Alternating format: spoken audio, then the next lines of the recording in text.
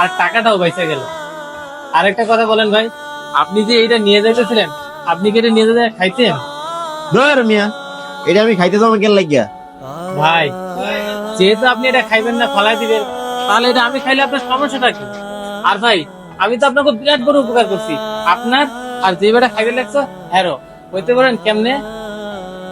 কেমনে? ভাই আপনি যে খাবারটা নিয়ে যা ফালাই দিতেন, এই খাবারটা কিন্তু অভিশাপ দিত আপনারও, আর যে বেটা রাইখে গেছে এই বেটারে। এখন কিন্তু আর অভিশাপ দিব না ভাই, কারণ খাবারটা আমি খাইতেছি। ভাই আপনার কিন্তু এখন উচিত আমারে আরেকটা চাপ নিয়ে এসে দেওয়া।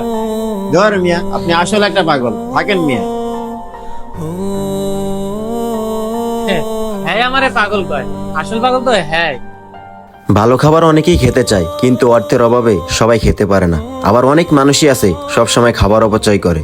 তাদের উদ্দেশ্যে একটা কথা বলতে চাই, আপনারা যেসব খাবার অপচয় করেন সেগুলো অপচয় না করে পথ শিশু বা গরিব অসহায়দেরকে দিয়ে দেন। তাহলে তারা যতটুকু খুশি হবে তার চেয়ে বেশি খুশি হবে আল্লাহ তাআলা আপনার প্রতি। ভিডিওটি ভালো লাগলে অবশ্যই শেয়ার করে দিবেন। ধন্যবাদ সবাইকে।